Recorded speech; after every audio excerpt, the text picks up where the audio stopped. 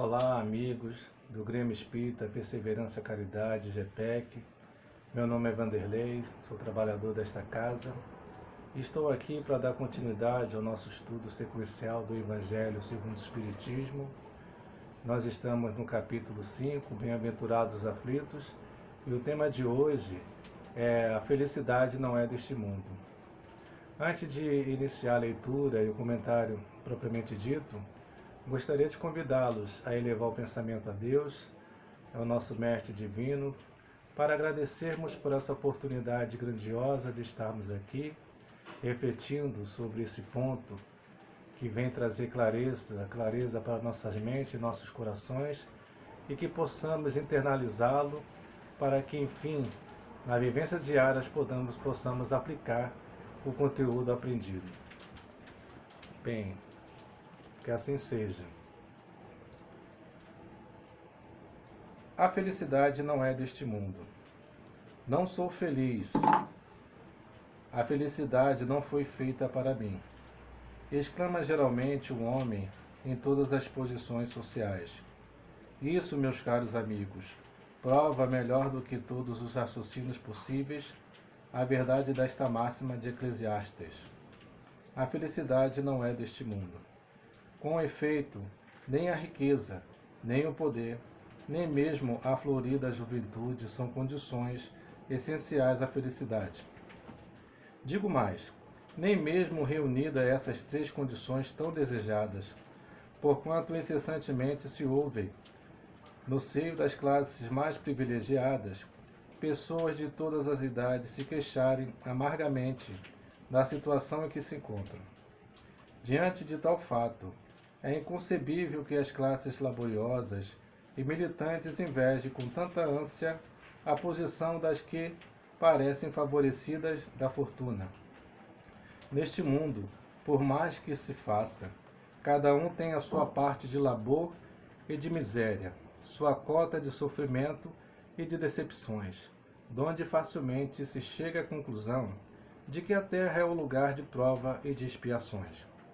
Assim, pois, os que pregam que ela é a única morada do homem, e que somente nela, e numa só existência, é que lhe cumpre alcançar o mais alto grau das felicidades que a sua natureza comporta, iludem-se e enganam os que o escutam, visto que demonstrado está, por experiência arquissecular, que só excepcionalmente este globo apresenta as condições necessárias à completa felicidade do indivíduo.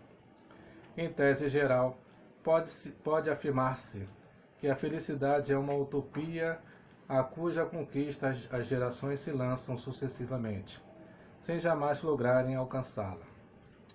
Se um homem ajuizado é uma raridade neste mundo, um homem absolutamente feliz jamais foi encontrado. O em que consiste a felicidade na terra é coisa tão efêmera para aquele que não tem a guiá-lo à ponderação, que por um ano, um mês, uma semana de satisfação completa, todo o resto da existência é uma série de amarguras e decepções.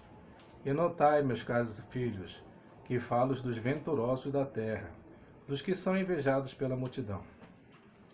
Consequentemente, se a morada terrena são peculiares às provas e à expiação, forçoso é se admita que algures moradas há mais favorecidas, onde o espírito, conquanto aprisionado ainda numa carne material, possui em toda a plenitude os gozos inerentes à vida humana. Tal a razão por que Deus semeou no vosso turbilhão esses belos planetas superiores para os quais os vossos esforços e as vossas tendências vos farão gravitar um dia, quando vos achardes o suficientemente purificados e aperfeiçoados. Todavia não deduzais das minhas palavras que a terra esteja destinada para sempre a ser uma penitenciária. Não, certamente. Dos progressos já realizados, podeis facilmente deduzir os progressos futuros e dos melhoramentos sociais conseguidos, novos e mais fecundos melhoramentos. Essa é a tarefa imensa cuja execução cabe à nova doutrina que os Espíritos vos revelaram. Assim, pois, meus queridos filhos, Que uma santa emulação vos anime, e cada um de vós se despoje do homem velho.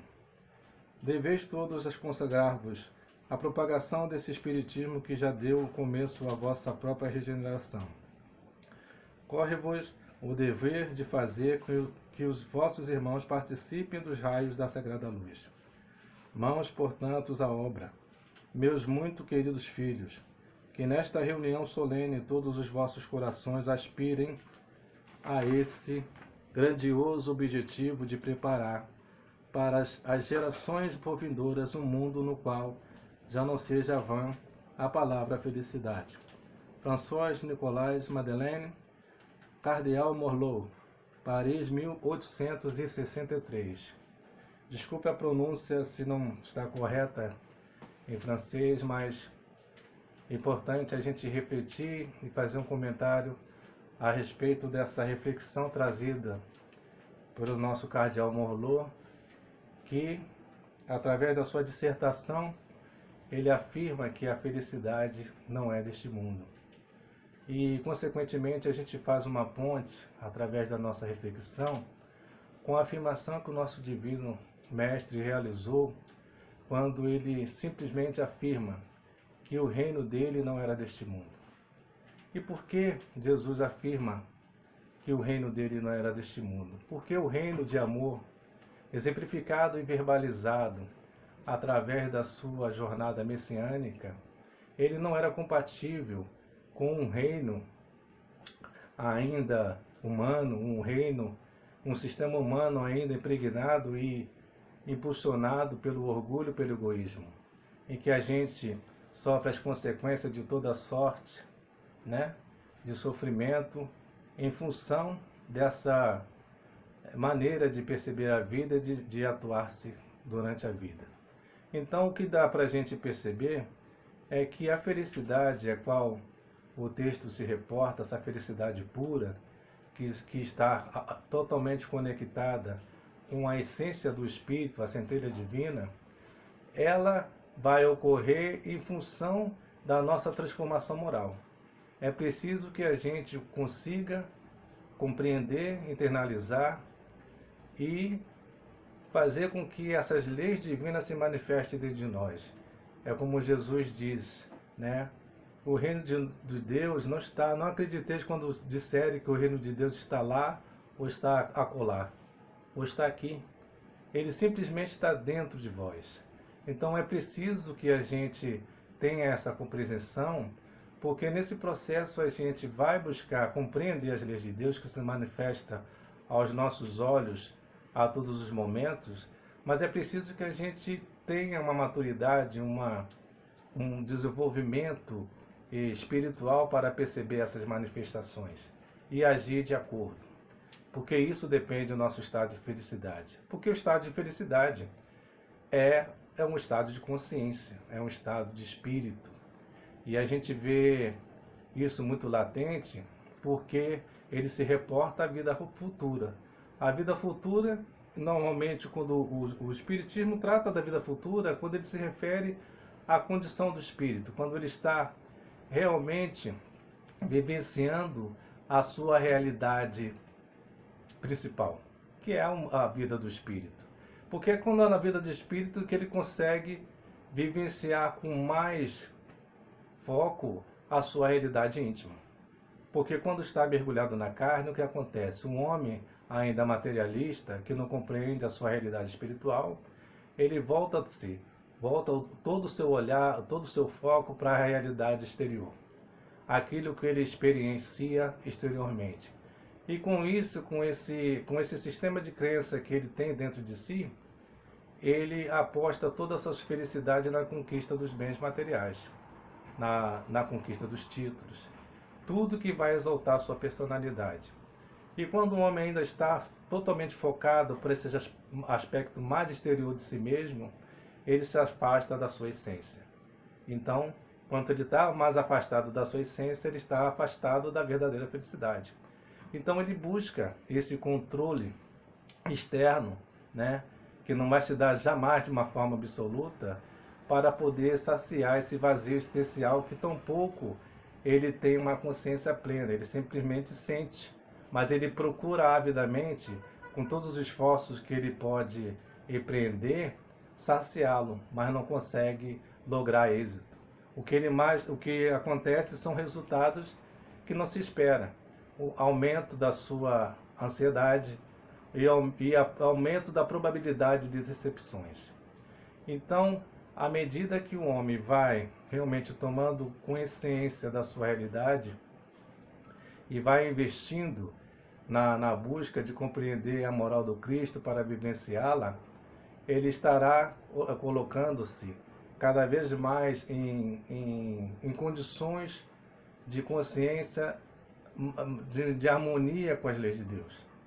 E estar em harmonia com a lei de Deus, o homem ele vai conquistando dentro de si a força necessária para ele poder ter um aproveitamento cada vez melhor das oportunidades que ele tem no curso da experiência terrestre.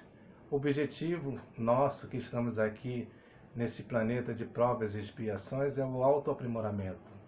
É buscar esse autoaprimoramento para chegarmos a uma autoiluminação. Só iremos nos iluminarmos, né? Autoiluminarmos, quando a gente realmente internalizar as leis de Deus e manifestar. Quando a gente realmente agir dentro dessa ótica, buscando realmente investir os nossos esforços no aprimoramento pessoal e ao mesmo tempo se dedicando à prática do bem de uma forma desinteressada, aí sim nós sentiremos de algum nível essa felicidade que tampouco iremos conseguir traduzi-la através das palavras humanas. Porque não temos uma analogia aqui na vivência humana que possa realmente representar essa felicidade da qual o cardeal Morlot se refere. Essa felicidade cada vez só é sentida, só é aprendida, e ela está realmente totalmente conectada com a essência do Espírito, e a gente sente, simplesmente sente. Não consegue verbalizar, só consegue transmitir isso através de energia, através de um bom sentimento, através da prática do amor. E essa é a ideia de a gente compreender que a felicidade, embora não seja deste mundo, ela não está interditada a nós, né? A nossa condição.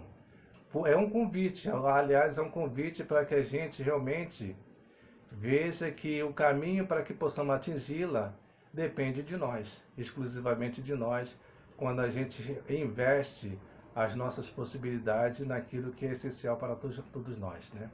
Quando deixamos de ser escravos das circunstâncias, dependente das questões exteriores.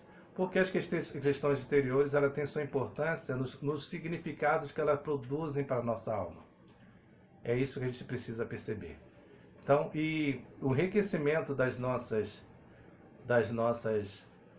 qualidades internas, elas depende das nossas experiências que realizamos com pessoas, né? Quando a gente realiza essas experiências com as pessoas, nós podemos enriquecer o nosso psiquismo, porque a gente coloca em marcha, em movimento, as virtudes necessárias para que a gente tenha essa ascensão de consciência que nos conecta de uma maneira mais permanentemente com Deus.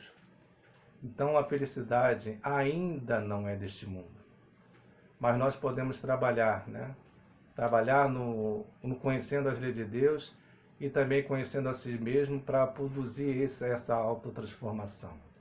Para que nos coloquemos em sintonia com essa sabedoria divina, esse cuidado providencial e amoroso que Deus tem com todos nós.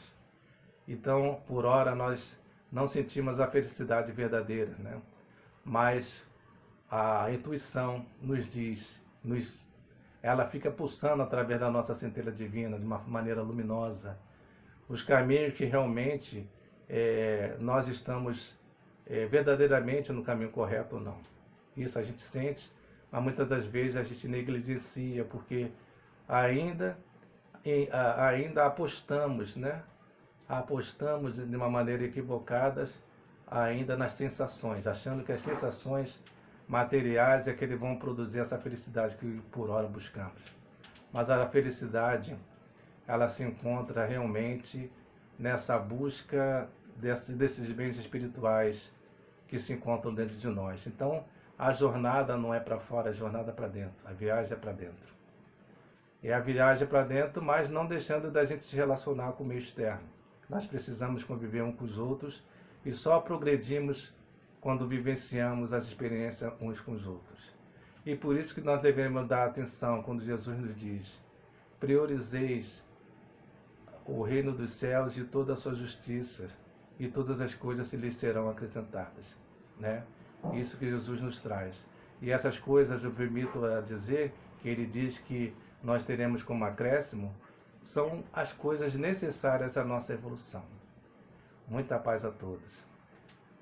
Senhor meu Deus, gostaria de agradecer por essa oportunidade, dessa reflexão, que possamos nos sentirmos motivados a buscar a nossa felicidade de uma maneira lúcida e coerente, investindo o nosso tempo, as nossas possibilidades no curso da reencarnação, em buscar fazer o todo o bem possível, em vibrar positivamente com o universo e fazer a nossa parte de forma que possamos integrarmos-nos a tudo que existe de uma maneira harmônica. Que a sua presença se faça sempre nas vidas das pessoas que estão em sofrimentos e de todas as pessoas, para que elas possam ter a consciência que só vale a pena quando a gente busca a aproximação contigo, Senhor. Que o Senhor possa estar cuidando da nossa nação, do nosso país, do mundo, do universo e do nosso Centro Espírita Agebec. Que todos que trabalham, que todos que frequentam possam ser envolvidos por essa vibração amorosa e de cura.